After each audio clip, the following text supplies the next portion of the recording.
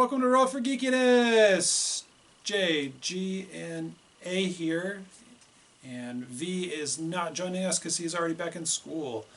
But we just got back from NYCC, New York Comic Con. New York Comic Con. First impressions? It's big.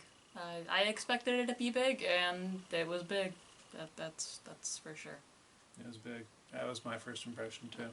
Yep. Big. A lot of people in the Javits Center. If you don't know what that is, it's a giant glass building, a lot of open space. So, New York Comic Con is almost 200,000 people over 4 days, and that's not spread out over 4 days. Most people are there for at least 2 of those 4 days. And if you've never been in the Javits Center, the Javits Center is huge. The Javits Center is designed to host multiple large events at once, and Comic-Con takes over the whole thing. And it was packed. So yeah, when we said a year ago that Dragon Con was packed, no, this is Dragon Con is about half the size of New York Comic Con.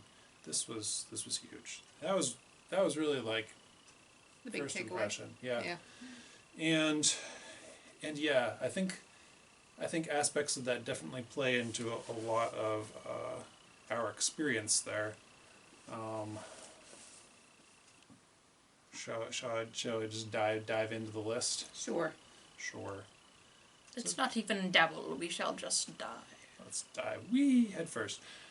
I think so. We got there, and the first thing you have to do is get in line. I think this was my least favorite part about New York Comic Con is it opens and closes every day, and with that many people, there's a really long line every morning to get into the venue. And it's not even people lining up and going into the event. It's people lining up, waiting for the event to open. Yeah, so... Well, people get set up. Exactly. So some people show up about 2 hours before the doors open. We didn't ever show up quite that early, but we definitely spent an hour to an hour and a half in line the 3 days that we were there each day. And yeah, I mean, there's better ways to spend that much time. There really are. And I think for me that was a big con of the event, was that there's just that much waiting just to get in and experience it. Yeah. Yeah, I will say I appreciate that they send the badges out ahead of time, and I do appreciate that the security check was very smooth and that went quickly. Yeah. They just scan you in, go through a metal detector or two, hand over a bag. Check your bags, yeah. Yep, and that's it. And they've gotten it down, they make it really efficient because they're used to having so many people go through. Their staff is great. I think some of those might even just be volunteers. A lot of those are volunteers. Yeah, a lot of those are volunteers. And they just have it so efficient and quick. It's like you didn't even have to stop for anything. It's just you kind of walk through. And yeah, the flow is good until you actually get into the queuing hall. There is literally a giant space in this event set aside for the lines, because that's what it felt like a lot of this event was. Lines. Because there's a lot of people, so a lot of people wanting to go to a lot of things. Yeah, so. And to, piggybacking on that, I think there was a positive in the fact that for some of the large events, like the Crunchyroll industry panel or the Back to the Future event or things like that, you could reserve your seats ahead of time.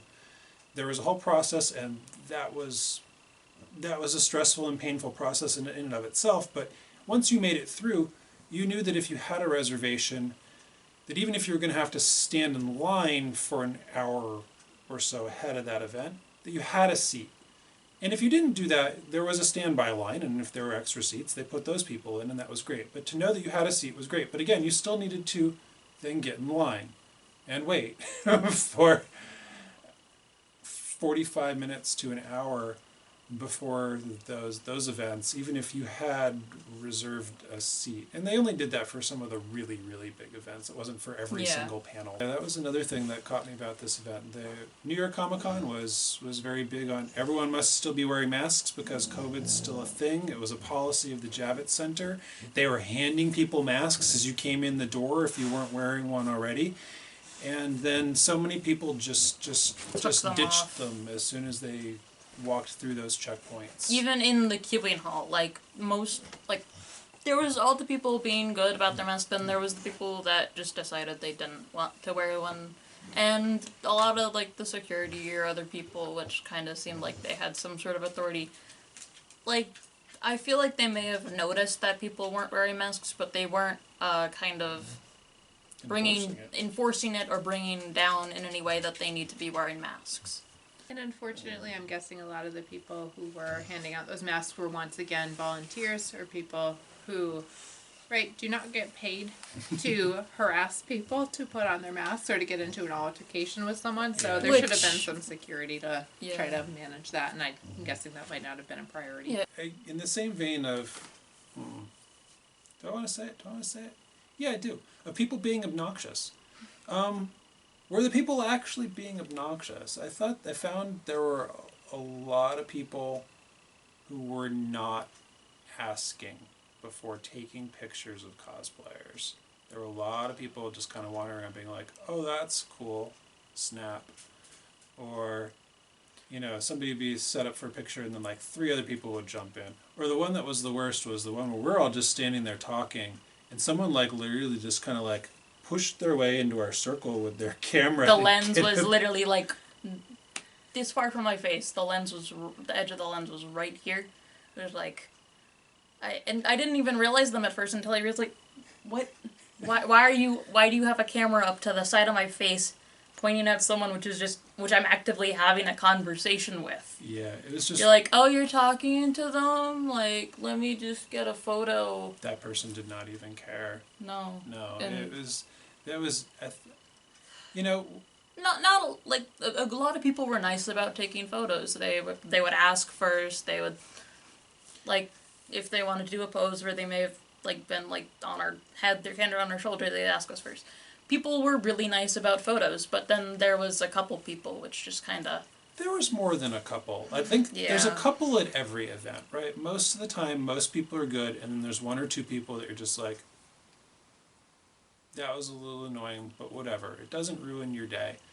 It felt like there were a lot more people doing that at New York Comic Con. A lot more people who felt entitled to just take pictures of whatever was around them. As was said, I think there were quite a few people that were good about it, but I feel like it was probably a 2-to-1 ratio. For every 2 people that asked, there was one that didn't. And so it was a little frustrating, especially given that there wasn't really much conversation being had, period, around the photo, so people would snap your photo and then kind of wander on, which is fine. That seemed like that was the tone of the event, but it does start to feel very objectifying and strange after a while to have people just kind of snapping photos without permission. Especially when you're saying the lack of conversation, that was not helped by the fact that, and again, this comes back to just how many people were there, the crowds. Yeah. It was a very crowded space. It was a very noisy space. Other big events we've been to, again, to compare apples to pears, Dragon Con, there's a lot of people there, but the traffic knows how to flow. At New York Comic Con, everyone's just going in a different direction. There is not a consistent traffic flow pattern that develops like other events. The main space, the atrium or lobby, is just a giant mass of people going in different directions. And then the exhibitor hall itself, you've got some really big booths for some of the big companies that are set up. They're taking up a lot of space. The aisles are really wide around these because they know they're going to need to do some queues for people to get into these spaces. And more also the general middle area. Sorry. Mm-hmm. Yeah, the general middle area where more people are going to be walking around, where some of the bigger vendors are. But, And then as you move towards the outside, towards some of the smaller booths, the aisles very quickly start getting narrower, and so the traffic in those areas becomes much more difficult to navigate. But even in some of those areas where they know they've left these wide aisles because they know there's lines, like there's just a line, and it's like going right across like some of these major like intersections, so to say, like with no regard to like the traffic flow around it. It was basically just chaos. It wasn't even organized chaos. It was just chaos. So that was, yeah, again, that just contributed to the sense that like it's a very crowded event, it's a very chaotic event, and it was difficult to kind of like connect with people and talk to people and like meet people. Sure, it's a really big event, and as a big event, it draws big talent. I mean, Yeah. there were a lot of special guests there that were like Really big names. A-list guests, yeah, and people who were there for signing and autographs, people who had come in just for specific panels. Daniel Radcliffe and Jamie Lee Curtis were only there for their specific panels. The same with the whole cast of Critical Role was there on Thursday night. Walking Dead, like they were there for just a panel. But then, like, I mean, Sebastian Stan. Wait, Oscar we're butchering his name. Anyway, Moon Knight. Oscar, Moon Knight was there. yes. Brendan Fraser. There were some big Brendan stars. Fraser. Yeah, there were definitely people. Was Brendan Fraser doing signings and Yes. autographs? Yes. Okay, yeah. He was And doing the- pictures, yeah. And all like a whole bunch of the voice actors for like My Hero Academia. We went to the My Hero Academia concert. So they had the composer of the music for the show and the band that performs the music for the show Which on the stage with some string instruments from local. which was amazing to see, like, especially the composer, because that's, I feel like it's really a once in a lifetime opportunity. In the same vein, like New York Comic Con is a big enough event that it is an industry event, right? Like Crunchyroll is there, they have a huge booth, they're running a whole bunch of panels. Marvel is there, they've got a huge booth, they're doing a whole bunch of panels. There's a lot of industry representation there, and so they can come and they can talk about things that are happening in the industry. Marvel did a whole panel. Here's the comics that we're launching over the next year. Crunchyroll is there and said, here's some preview videos of all the stuff that we're dropping over the next month or so.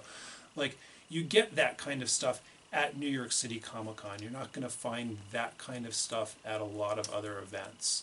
Yeah, they get the jump on a lot of things, and there were also some movie screenings too that were coming out in advance, right? Yeah, when some they'd movies be that released. aren't even in the theaters Yeah. yet, and you could go like get to see that movie at the con. Yeah, those are things that you're not going to find other places. You're going to find it here, but People got to see trailers for big movies in person before they were even online. right. So there's definitely like big names in our space, our hobby space, are there, and they're sharing stuff and like for the first time here, and that's definitely a pro. The flip side though is a lot of the panels, a lot of the attractions were revolved around that, and there was less of that community sharing, that we see at a lot of other events where somebody's like, hey, I know a whole bunch about a thing. I want to just teach a panel and share that information. I want to do something hands-on with my participants. We saw a lot less of that. The things that were even close to that tended to be panels that were sponsored by somebody else. In like one case, it was like sponsored by Mayron Makeup. In another case, it was sponsored by like the Over 30 Cosplay Organization, which is a nationwide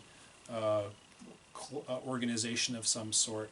Or it was entertainment stuff that was being done by, what was it, Geeks?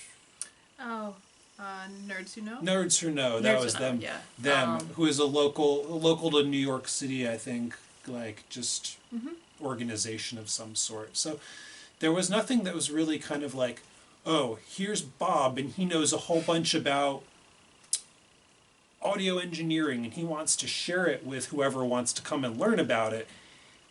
There definitely, it seemed like if you wanted to share something, it had to be through the umbrella of a larger organization or some sort of corporate sponsorship.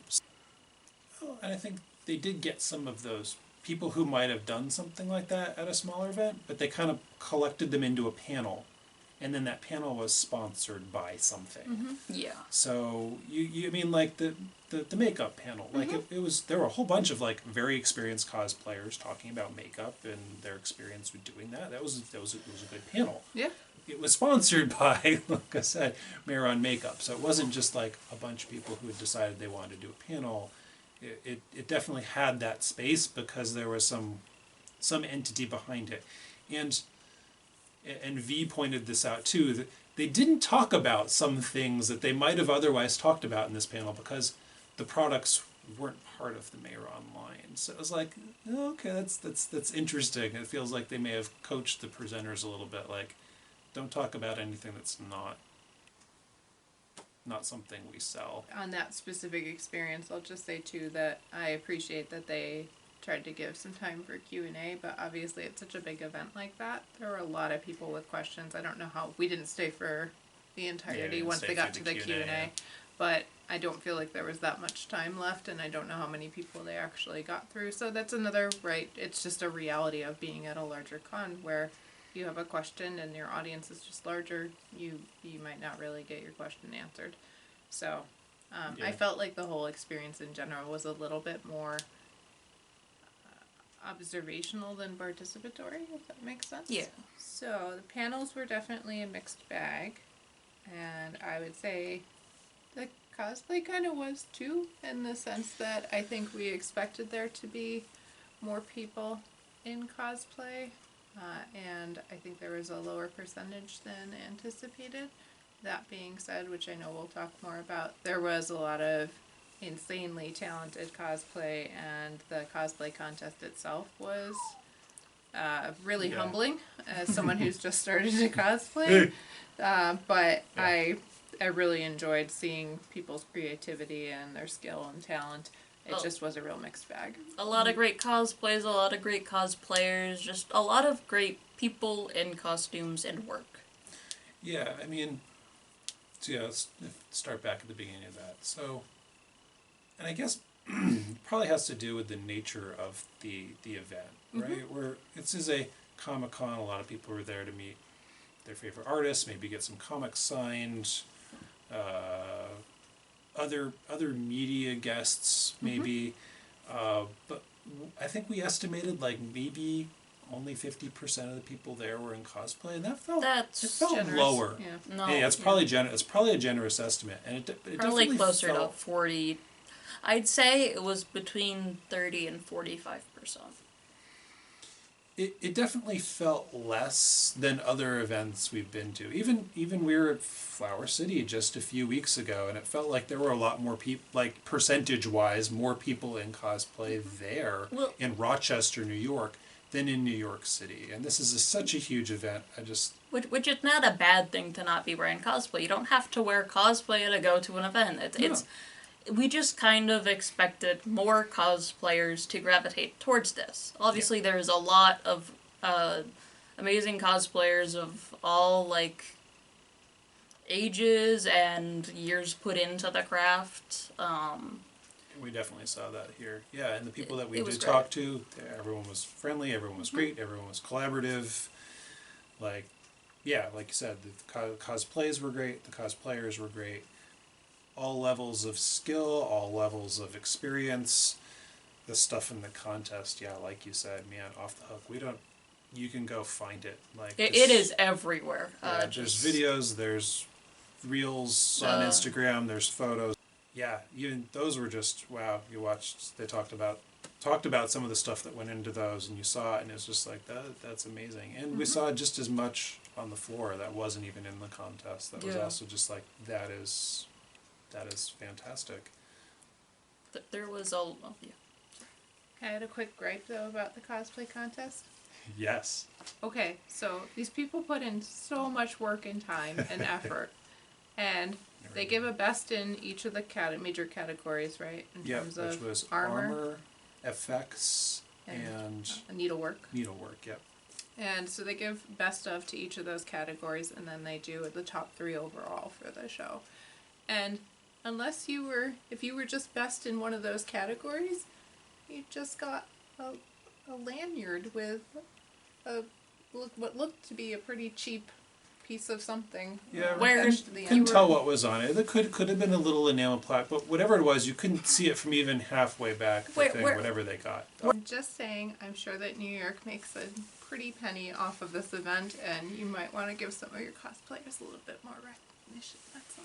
Yeah, just a little medal or whatever. Yeah, just something a little was. fancier. Would have been Well, nice. right, yeah, that's what they got. They all got like a little medal, basically. Like, Yeah. here you go. And it was like, yeah, that's. Or if they even got like a small plaque saying like Well, best in Well, this and NYC whatever year. well, the top 3 even got like a makeup palette from Mayron as Yeah. part of their like. You get the cash, you get the makeup palette, and I think all 3 of those get.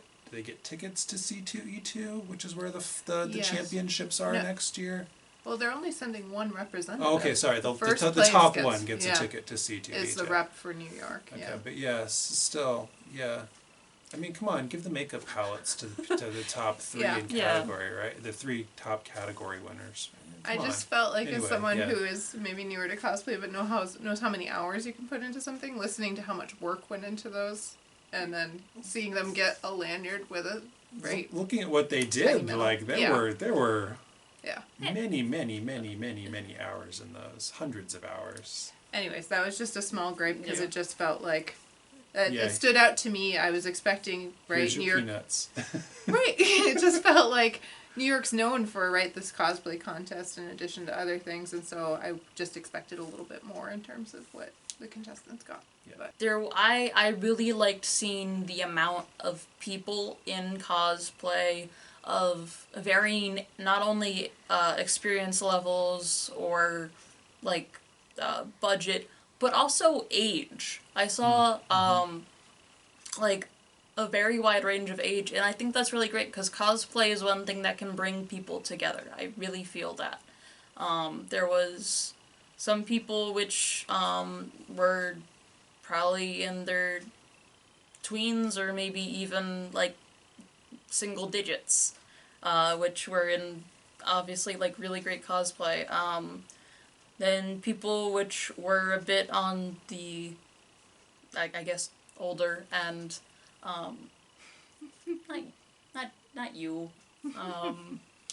But I think it's great because cosplay can really bring people together, and I really think that. Yeah. And to see this age range, experience range, skill range, budget range, all of that, I think it was really nice. Of course, the flip side to that, and it ties back into the people like poking their cameras into faces. You Yeah, at least had some experiences of. I had some not so great experiences with people when it comes to acting with someone in costume or acting with the costume, I guess appropriately would be the proper word. So I was in Tokuyami from My Hero, which is a show I really like. So I have this large bird head with like spikes out in the back. This happened specifically in the exhibitor hall multiple times in a row.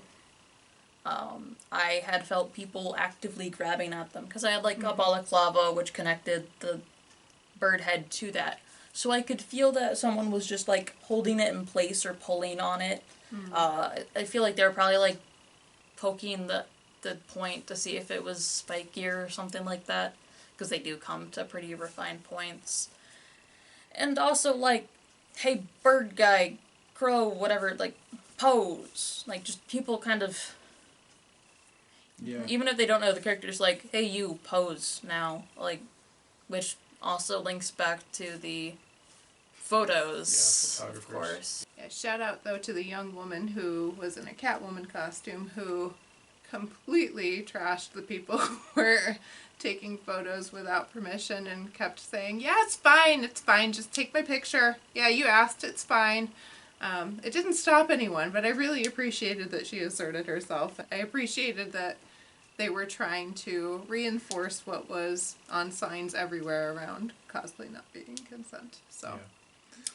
And But just like the signs about the masks, people were not reading.